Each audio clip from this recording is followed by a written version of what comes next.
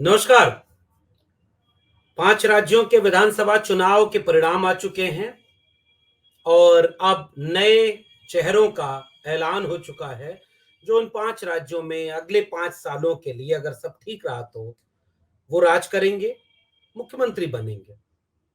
तो आज की इस वीडियो में ये बातचीत करेंगे कि भारतीय जनता पार्टी ने खासकर 3 राज्यों जो उन्होंने जीत हासिल की, इन 3 राज्यों में किन चेहरों को मुख्यमंत्री पद के लिए चुना और इसके पीछे की राजनीति क्या है।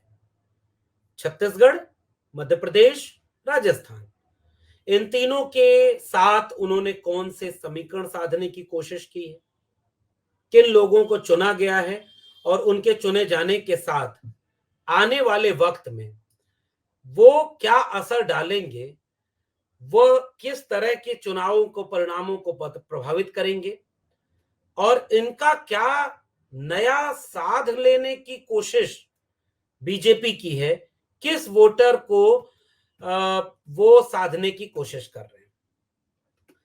अब सबसे पहले हम ये कोशिश करते हैं शुरू करने की, समझने की। सबसे पहले राजस्थान से बात करते हैं क्योंकि वहां से चीजें दूसरे ढंग से चलती हैं। राजस्थान में जो मुख्यमंत्री पद दिया गया है वो भजन लाल शर्मा। बीजेपी एक काम करती है मेरे हिसाब से, जो मैं जितना मेरी राजनीतिक समझ कह रही है, बीजेपी पहले जिस राज्य में चुनाव जीतती है, बहुमत से चुनाव जीतती है, उस राज्य के लोगों के आंकड़े मंगाती है। और वो आंकड़े मंगाती है कौन से, कि मान लीजिए कोई बड़ा चेहरा है, कोई बड़े लोग हैं, तो उन लोगों के पास कितने विधायक हैं, कौन दावेदार बहुत बड़ा है, और उस दावेदार की दावेदारी की पूरी जांच पड़ताल, और उसको सारे लोग ले आते हैं। तो अब ये गौर करेंगे कि बीजेपी काम कैसे करती है। जिसके पास सबसे ज्यादा विधायक, जिसके पास विधायकों का समर्थन बहुत ज्यादा, उनका पत्ता पहले ही कट गया और आखिर में कुछ नाम रखे जाते हैं जो गुमनाम होते हैं, जिनको शायद कोई जानता नहीं, और जिनके पास विधायक नहीं होते हैं, वो खुद विधायक हो और कोई बहुत ज्यादा उनका वैसा बोलबाला न हो कि प्रदेश में उसका पूरा नियंत्रण हो जाए, केंद्र की लगाम छूट जाए, एक ऐसी पतंग रहे जिसकी डोर मजबूती से केंद्र के हाथ में बनी रहे। और यही कोशिश, कामयाब कोशिश, पहले भी झारखंड में, चाहे वो रघुबर दास हो, उसके बाद हरियाणा में चाहे वो मनोहर लाल खट्टर हो, कोई नहीं जानता था, न किसी ने कयास लगाया था कि इन ऐसे लोगों को भी मुख्यमंत्री बनाया जा सकता है, ये मुख्यमंत्री पद के चेहरा हो सकते हैं। लेकिन संगठन के लोग होते हैं, वो बीजेपी के लोग होते हैं, और वो बीजेपी और संगठन के लोग वहां से उनको ले आकर के अचानक एक बड़े ओहदे पर रख दिया जाता है। और ऐसा कोई बीजेपी के इतिहास में नया नहीं है। खुद प्रधानमंत्री मोदी जब गुजरात के मुख्यमंत्री बने थे, जब वहां पहुंचे थे, तो वहां उनको लेकर के भी कुछ ऐसी ही चीजें थी। उस जमाने के नेता अटल बिहारी वाजपेयी ने हरियाणा में जो आरएसएस और बीजेपी का काम देखते थे, संगठन का काम देखते थे, इन्हें अचानक यहां से ले जा करके वहां चुनाव लड़वाया गया और बड़े ओहदे पर बिठा दिया गया, नियंत्रण में बने रहे। इसकी तरह उन्होंने मनोहर लाल खट्टर को भी चुन करके वहां पर बिठाया, और उसके बाद रघुबर दास हो, तमाम नाम ऐसे आएंगे।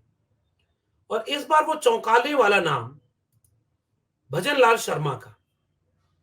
भजन लाल शर्मा जो शायद पहली बार विधायक बने हैं, और भजन लाल शर्मा को लेकर के पूरा का पूरा जो मीडिया में है, करोड़पति हैं, हालांकि उनके पास कम दौलत है,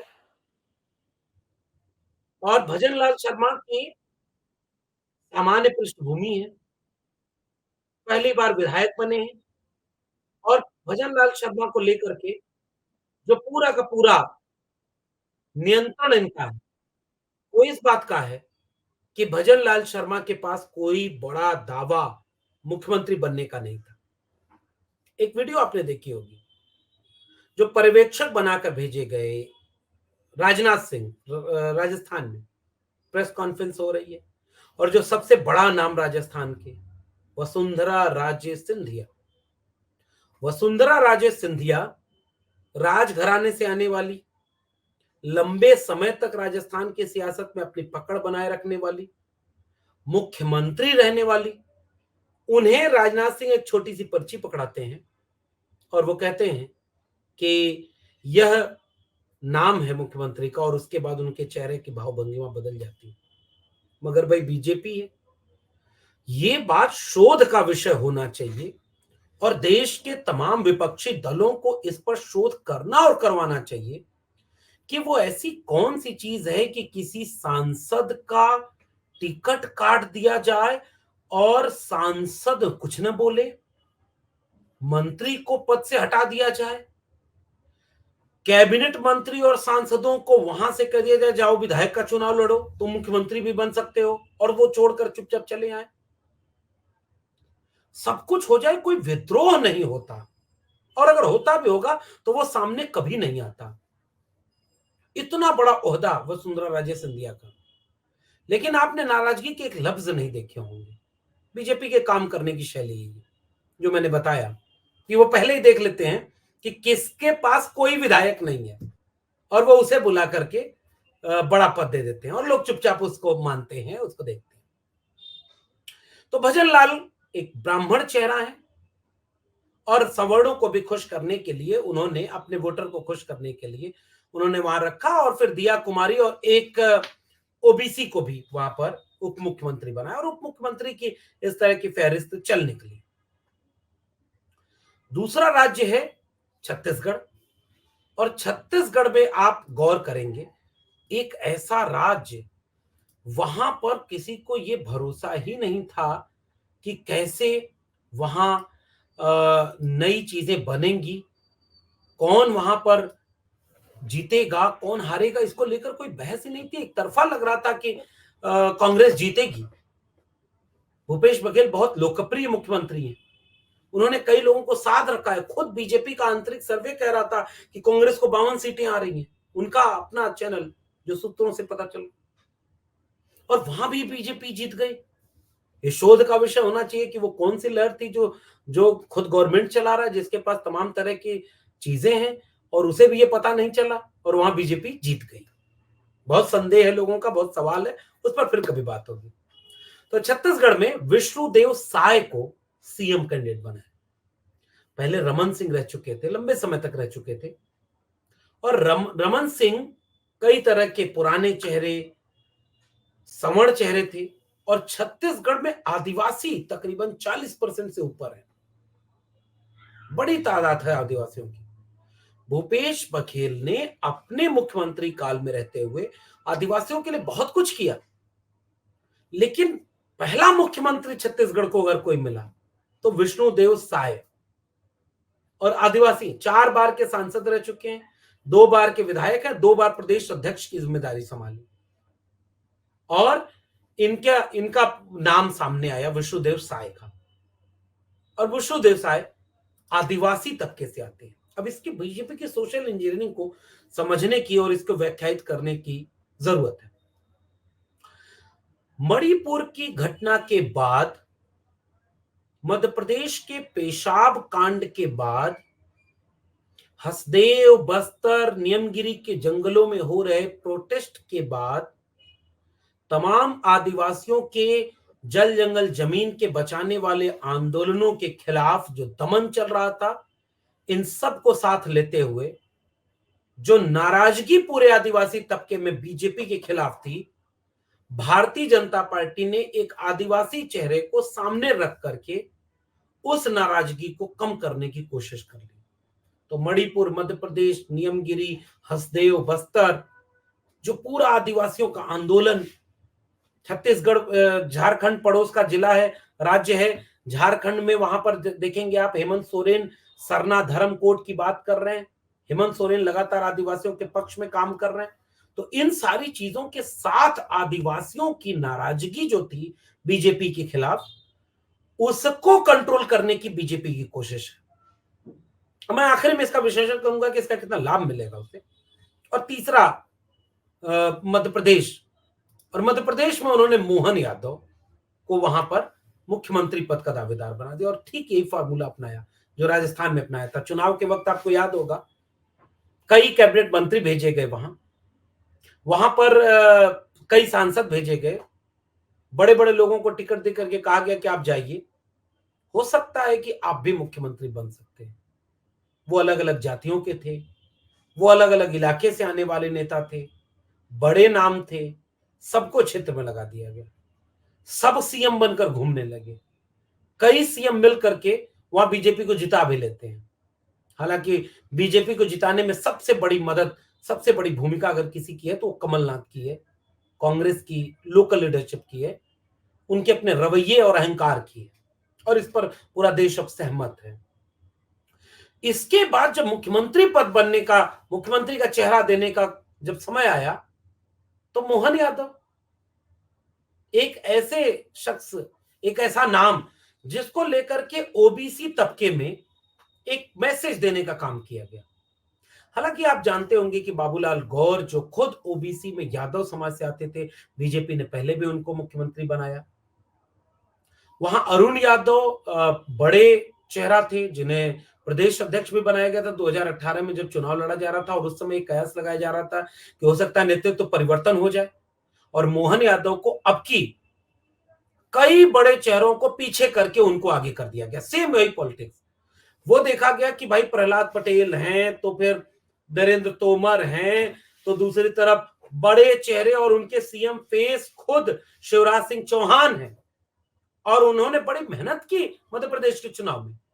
शिवराज सिंह चौहान की लाडली योजना, शिवराज सिंह चौहान की अपनी भूमिका, लोकप्रिय होने का अपना पूरा तंत्र, सरकार में होने का अपना पूरा तंत्र, ये सब कुछ रहने के बावजूद एक वीडियो आती है जिसमें शिवराज सिंह रोते हुए बच्चियों को गले लगाते हैं, और लाडली लोग कह रही हैं कि साहब हम तो आपको वोट दिए थे, ये कोई और कैसे आ गया।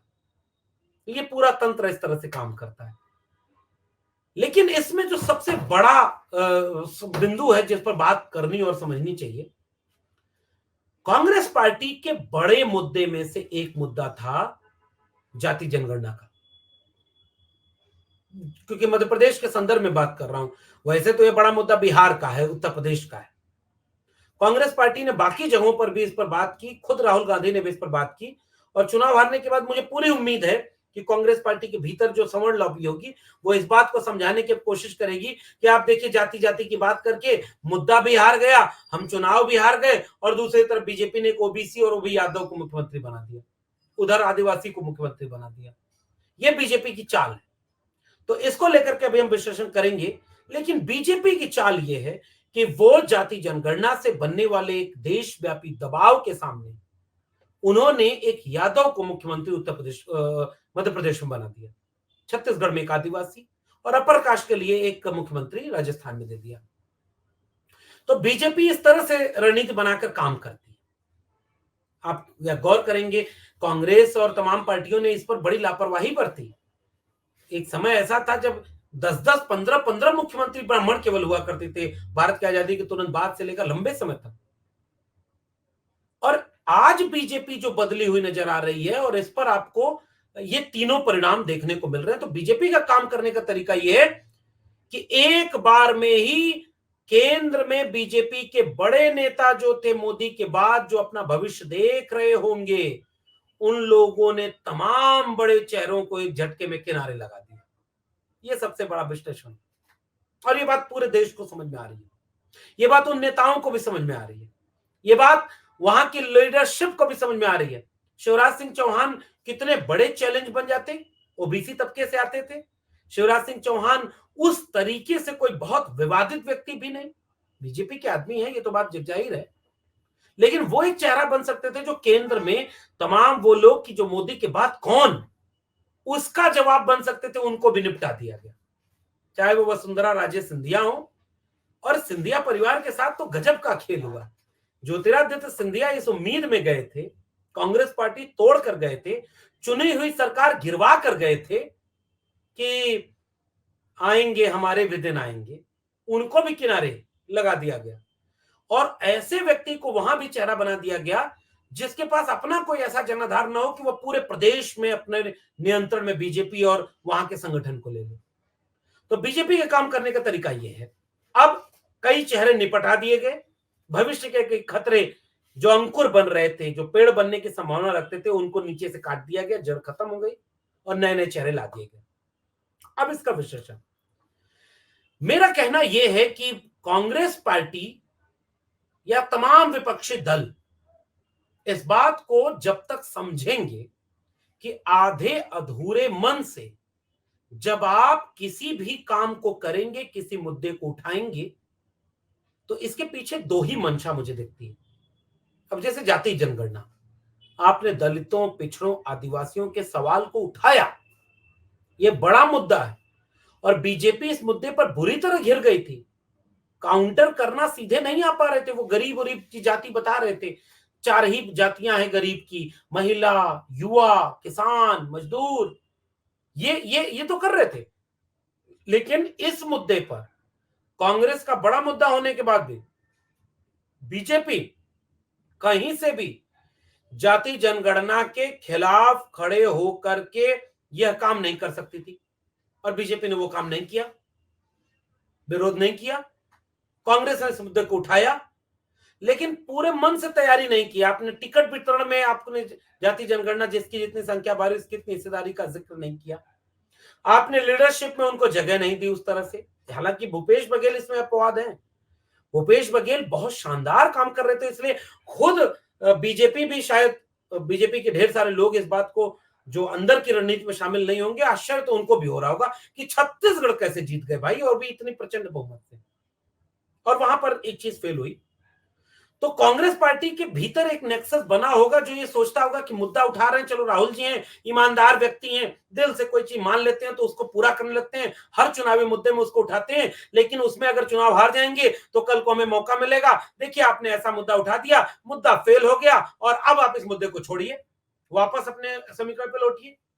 और वहीं दूसरी तरफ बीजेपी जिस मुद्दे पर सबसे ज्यादा घिरती है वो अपने तमाम राजनीतिक प्रतिद्वंदियों को कमजोर करके वहां की टॉप लीडरशिप, उन्होंने ऐसा रिप्रेजेंटेशन दे दिया कि राष्ट्रपति किसको बनाया हमने, रामनाथ कोविंद, दलित।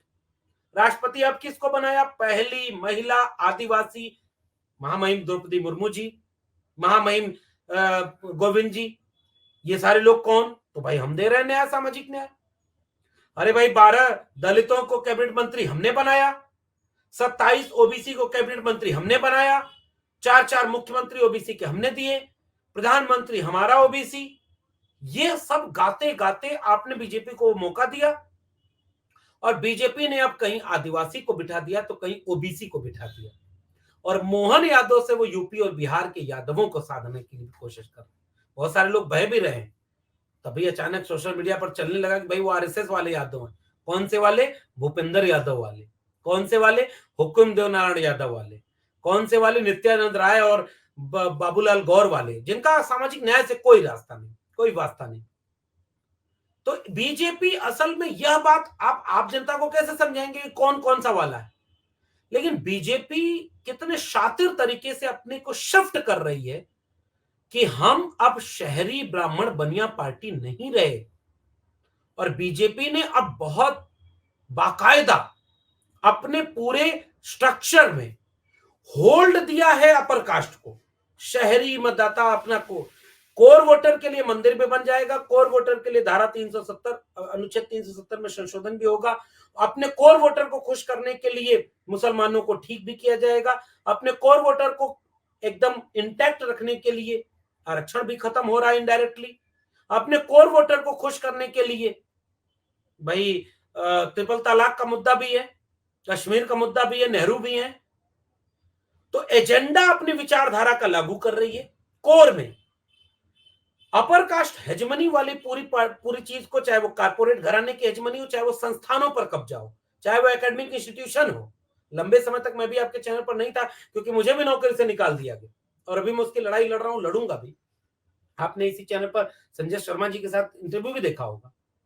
तो असल में क्यों हो रहा है, क्योंकि हर एक संस्थान पर आरएसएस के व्यक्ति को बिठाया गया है और वो सारे वो लोग हैं जो आरएसएस के विचार वाले, जो अपर कास्ट हेजमनी को मांगते हैं, जो मनुस्मृति को मानते हैं।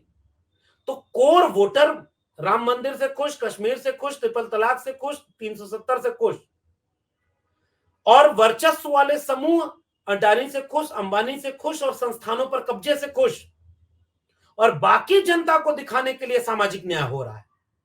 और यह है बीजेपी की रणनीति। जो रबर स्टॉम्प बनाए जाएंगे, जिनके पास कोई बहुत क्षमता नहीं रहेगी, निर्णय लेने की क्षमता नहीं रहेगी। कल्पना कर सकते हैं मोहन यादव को एक ऐसा निर्णय ले जो मोदी जी नहीं मानते हो, अमित शाह जी का उसमें विरोध हो, फिर भी मोदी जी, मोहनलाल जी कहते हैं मोहन यादव जी की भाई जाति जनगणना होगी, संभव है क्या? विष्णुदेव जी ये कह सकते हैं कि आदिवासियों के लिए हम सरना धर्म कोड लाएंगे, क्योंकि आदिवासी का सबसे बड़ा मुद्दा ये है, उनके जल जंगल जमीन का मुद्दा है, आदिवासी जितने अपराध में जेल में बंद है उन सबको बरी किया जाए। कोई मुद्दा ऐसा कभी नहीं पाएंगे जो ओबीसी का मुद्दा हो और मोहन यादव उठाए, आदिवासी का मुद्दा और विष्णु उठाए। लेकिन रिप्रेजेंटेशन हर जगह एक दे दिया जाएगा, और जनता जब तक इस बात को समझेगी, विपक्ष इसमें मन से चूंकि काम नहीं करता, विपक्ष अपनी फॉर्मेलिटी निभाने के लिए जाति जनगणना की बात कर रहा है, जमीन तक उसका नैरेटिव गया नहीं, और बीजेपी वाला नैरेटिव चला गया कि देखो तुम्हारी जाति के लोगों को उन्होंने कुछ दिया नहीं, हमने सब दे दिया, अब अगले चुनाव में 24 में हमको वोट दे दो। इसलिए ये सारी तैयारी 24 के चुनाव को लेकर हो रही है। और अगर विपक्षी दल इसी कदर आधे अधूरे मन से जन आंदोलनों के दबाव से मुद्दा उठा लेंगे, लेकिन जमीन पर उसको उतारने की कोई व्यवहारिक रणनीति नहीं बनाएंगे। कितनी बार जाति जनगणना का उस पैशन से उल्लेख किया है कांग्रेस के बाकी नेताओं ने, जैसे वो राहुल गांधी करते थे। तो इससे क्या दिखता है कि आप आधे अधूरे मन से मुद्दे उठा रहे हैं, और वहां बीजेपी की 3 लेयर की राजनीति करके, 3 स्तर की राजनीति बना करके सबको साधने में लगी, और इसका पूरा निशाना 2024 के चुनाव में दलित, पिछड़े, आदिवासी वोटरों को अपने साथ लाने का, और संस्थानों पर कब्जा और नौकरी, हिस्सेदारी और संपत्ति को बेच करके उन्होंने अपर कास्ट हेजमनी वालों को खुश कर लिया, और जो सांप्रदायिक लोग थे उनके लिए राम मंदिर, 370 और ट्रिपल तलाक का मुद्दा तो काम कर ही रहा है, और बाकी जो बच गए उनके लिए 5 किलो अनाज अगले 5 साल तक फ्री। ये बीजेपी की रणनीति है। और अगर आप इस रणनीति को आधे अधूरे मन से काउंटर करने की हसरत पाले हुए हैं, तो आपको आपकी विफलता की अग्रिम बधाई। और अगर आप समझते हैं कि देश को बचाना वाकई जरूरी है, आपने बहुत सारी गलतियां कर दी हैं, तो आपको बीजेपी की इस रणनीति की काट ढूंढनी पड़ेगी।